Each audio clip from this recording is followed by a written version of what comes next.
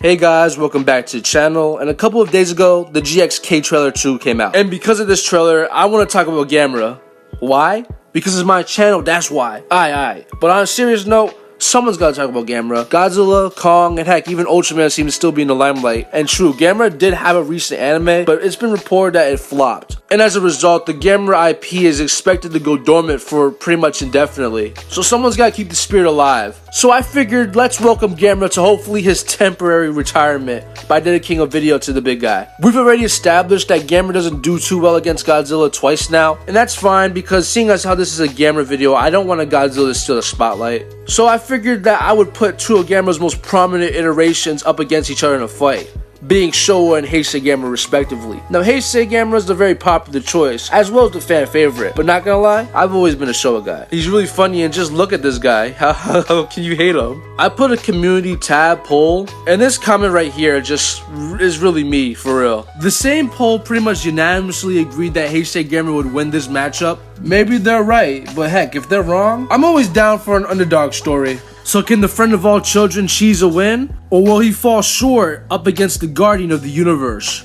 But before that, I bet you guys thought I was gonna show my channel like I always do, but this week I have something much more important to talk about. And let's be honest, most of you guys are kaiju fans. If there's one thing us kaiju fans love than actually watching the movies, it's buying merchandise. As a Godzilla fan myself, I'm no stranger to this concept. I'm particularly a fan of the Japan movie monster series line, but I don't have as much as I want to because it's very hard for me to find a good price for these figures. Stack that on top of the overpriced shipping, and you can find yourself finding out that trying to build up a decent collection is like burning money. And let's be honest, bro, we're in the middle of a recession. Eggs is $12. So imagine my excitement when I found today's sponsor, Beast of the East Collectibles. These guys specialize in redistributing Godzilla merch for people like us in the States. They offer a wide variety of Godzilla products, from SH Monster Arts, they got that, and more importantly to me, they have movie monster series figures. Beast of the East Collectibles are kind enough to ship out to me the Gamera 1965 alongside the Gamera 1999 counterpart. And honestly, these guys are exquisite. Not a single paint chip anywhere, and they got that new figure smell as well. These guys came fast in the mail, and the prices for these guys are much lower than you'll find on eBay, for example. If you guys find yourself interested in these figures or anything else in their catalog, the first link in the description will take you right to their website, where you can buy high quality figures without thinking if you can eat tomorrow. Remember, when buying Godzilla figures, it's important not to destroy your wallet. Work smarter, not harder, and now you guys know the smartest option to get your kaiju stuff at. Thank you, Beast of the East Collectibles, for sponsoring today's video, and I hope all you guys will enjoy the rest of this matchup.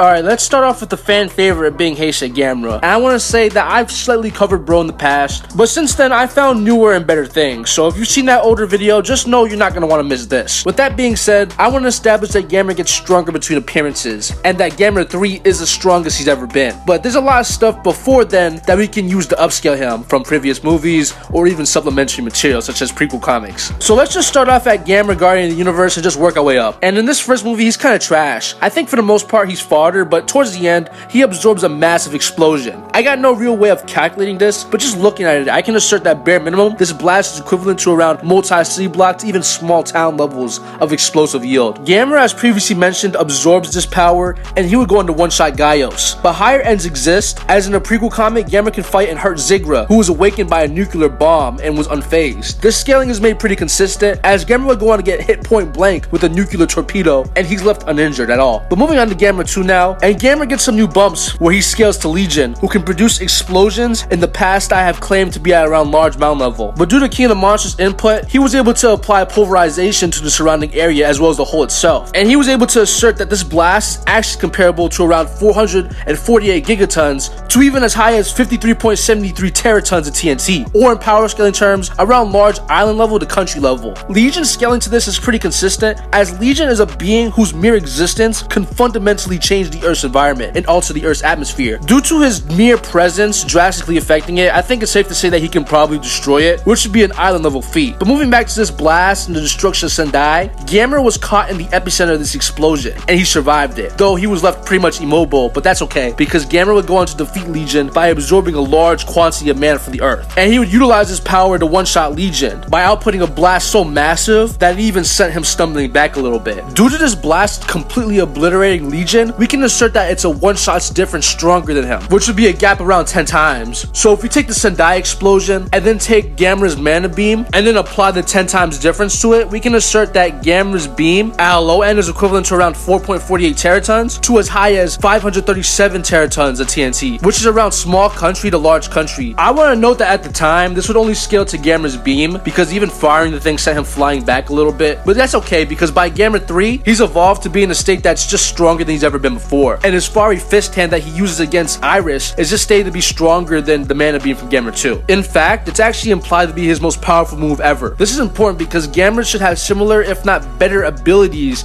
to beta versions of himself, as shown in Matt Frank's prequel comic, Gamera the Last Hope. In this comic, a Gamera will go on to perform a self-destruction feat that takes out the entire continent of Atlantis, and in no one's surprise, this feat when calculated would get to around multi-continental, and Gamera would upscale beta versions of himself due to just common sense, meaning that Gamera should be able to create an explosion equal to more than likely superior to the one from the comic. And Gamera's fire fist that he uses against Iris is just stated to be his strongest thing, meaning that he has multi-continental attacks that he can use without killing himself. And that's the best for Heisei Gamera. That isn't really questionable to me, but we can get into higher stuff that's just a little bit more iffy. We have some statements here of Legion and Iris being able to destroy the planet, though for Legion's context, this seems to be more or less environmental destruction, and Iris' statement is just really to me, honestly. But as a high end, you could try to say that Heisei Gamera will be around planetary, but it's a very, very high end. Moving on to his speed now, Gamera will be around hypersonic, as he can fight on par with and react to Gaios, who can fly and outpace missiles, which are typically fired at around Mach 5 to 10. And for slightly higher ends, Gamera is shown to be able to fly into space, meaning that he can reach escape velocity,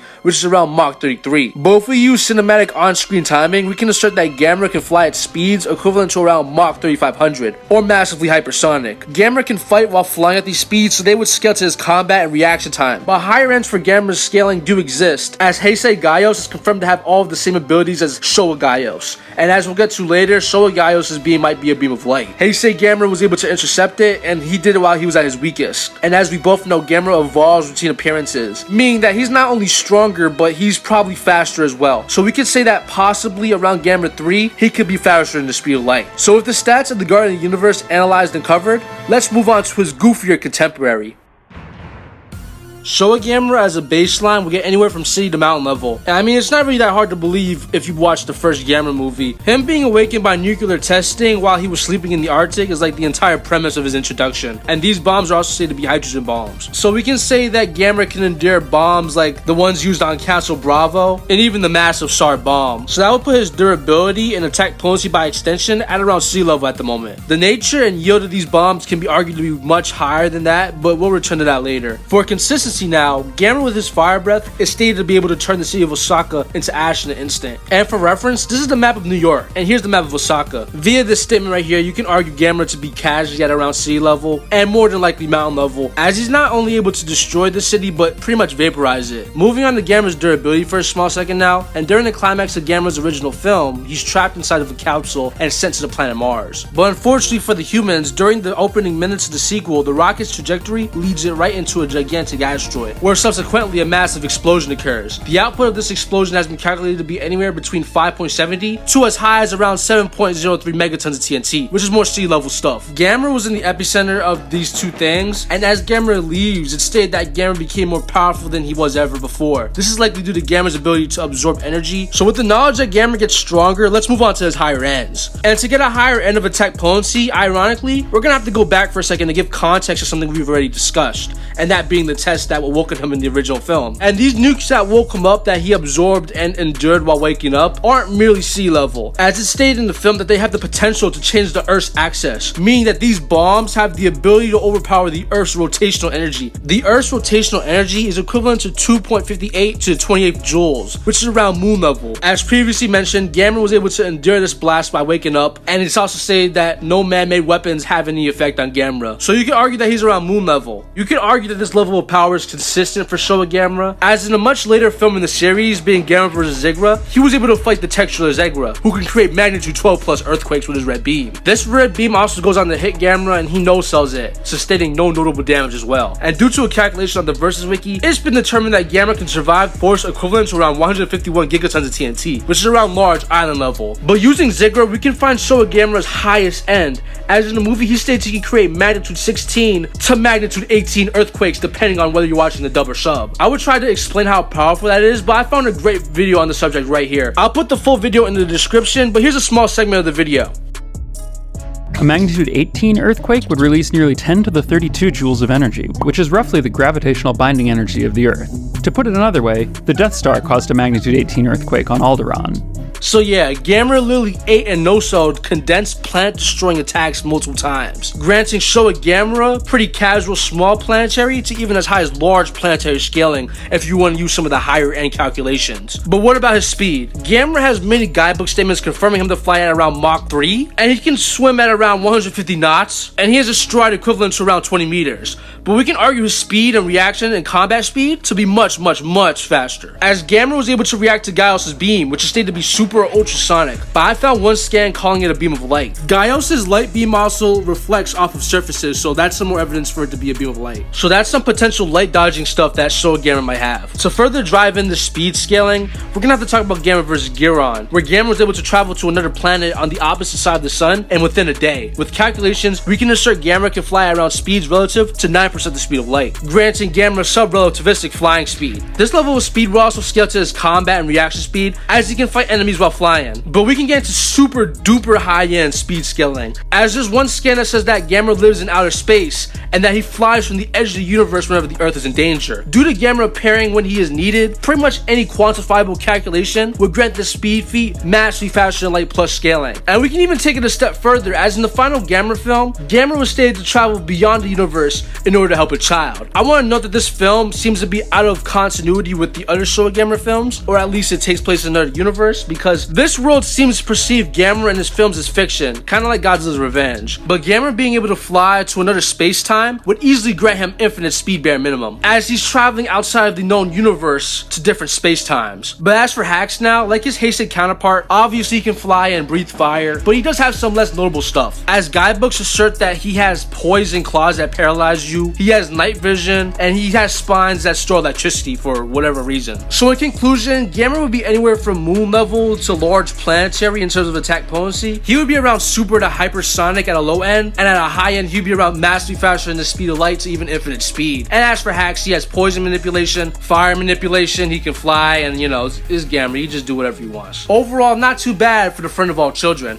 So with that all being said, and at first glance, due to the scaling that I presented, y'all can see that Gamera from the Showa era has a major advantage in the attack potency as well as in the speed department. And true, you can attempt to bring in Heisei Gamera's more dubious planetary metas, but if you're gonna do that, Showa Gamera has planetary metas and then some, and they're actually better in their calculations. You know, it's one thing to be like, he'll destroy the world in the heavens, but it's a completely different thing to scale to someone who can create magnitude 16 to 18 earthquakes. But like I've said before, Heisei Gamera is only realistically around multi-continental, and for Showa Gamera, multi-continental will be an extremely low end for his scaling, as he upscales nuclear bombs that contains the Earth's axis, which is at least multi-continental to moon level. And Gamera not only upscales them, but official sources say that Gamera's favorite foods are nuclear bombs, so bro literally eats Heisei Gamera's high end and then some for lunch, bro. Showa Gamera also has energy absorption, so if Heisei Gamera tried to hit Showa with any of his anime-esque attacks, Showa Gamera could absorb them and make himself a bit stronger. But I mean, even if they hit him straight up, they don't have the attack potency to do any substantial damage. Showa Gamera also has a number of hacks that Heisei Gamera, to my knowledge, has never shown any blatant resistances to. But here, we're gonna have to move into Heisei Gamera's last hope. Heh, see what I did there?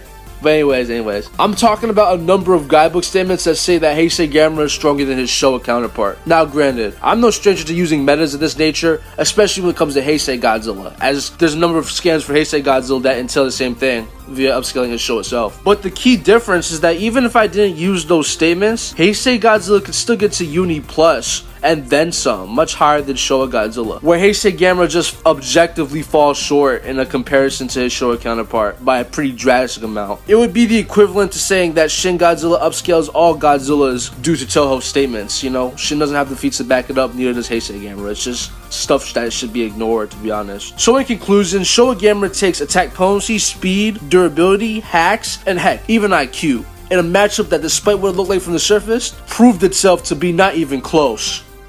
To all the Heisei fans, I know it's a little weird saying that this goofy goober would beat the big serious turtle, but he does, and I've proved it, and honestly, I'm in such a good mood, I want to sing about it. Gamera, Gamera, you're super strong, Gamera, you're super cool, Gamera, I know you're strong, Gamera, giant fire breathing turtle, I would not be surprised at all if he soloed the Monsterverse. Large planetary MFTL plus, he upscales moon level bombs. No matter what stands in his way, Gamera will win. You're super strong, Gamera. You're super cool, Gamera. So don't play Gamera.